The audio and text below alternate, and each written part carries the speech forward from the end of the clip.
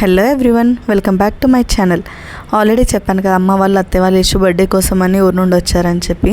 అయితే వాళ్ళు నా కోసం గోరింటాకు, దొండకాయలు, పచ్చి బిర్యానీ ఆకు, కరివేపాకు, పుదీనా తీసుకొచ్చారనమాట. ఇవన్నీ అమ్మ వాళ్ళ ఇంటి ముందే ఉంటాయి, కానీ గోరింటాకు మాత్రం బయటికి వెళ్ళి తీసుకురావాలి. సో డాడీ సిటీకి వస్తున్న పిల్లలందరూ గోరింటాకు పెట్టుకుంటారని చెప్పి వర్షంలో తడుస్తూ ముందు రోజు తెంపారనమాట. ఇంకా నెక్స్ట్ డేకి డాడీకి ఫీవర్ అనేది వచ్చింది. మా అత్తయ్య కలిసి పుదీనా ఏరుతున్నారనమాట. సో నేను వాళ్ళ కోసం అని చెప్పి గోరింటాకు రుబ్బి ఇచ్చాను, వాళ్ళని పెట్టుకోమని చెప్పి.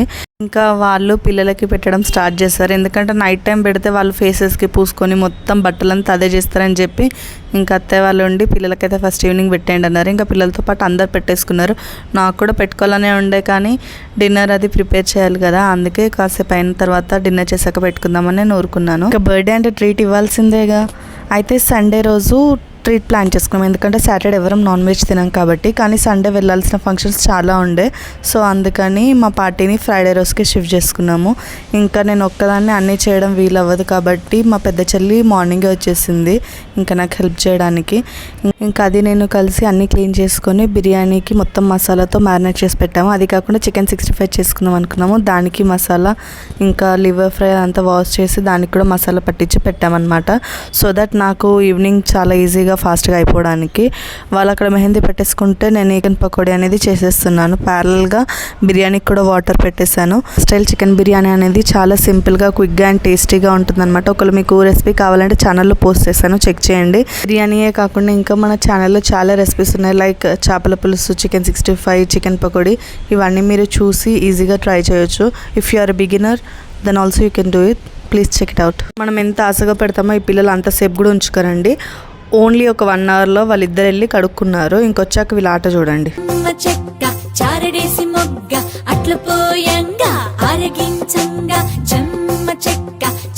ఇంకా పకోడీ అయితే అయిపోయిందండి. ఇంకా పకోడీ అయిపోగానే ఒక సైడ్ లివర్ ఫ్రై చేస్తే ఇంకో సైడ్ బిర్యానీకి వాటర్ పెట్టేశాను. ఎందుకండి నాకు ఈసారి యశు బర్త్డేకి కొంచెం ఫుడ్ డొనేట్ చేయాలనిపించింది. ఎక్కువ మంది కాకపోయినా అట్లీస్ట్ ఒక 11 మెంబర్స్కైనా డొనేట్ చేయాలనిపించింది. This is just the beginning. ఇంకా నేను ఇట్లే కంటిన్యూ చేయాలని ఆశిస్తున్నాను. ఇప్పుడు కొంతమందికి పంచినా ఇంకా ఫ్యూచర్లో ఎక్కువ మందికి పంచాలని అనుకుంటున్నాను. సో నేను సపరేట్గా పంచడానికి ఒక బౌల్లో, ఇంకా ఇంట్లోకి ఒక బౌల్లో ప్రిపేర్ చేశాను అనమాట. ఇంకా బిర్యానీ అదంతా సూపర్గా వచ్చింది. ఈ జన్మమే రుచి చూడడానికి దొరికెరా,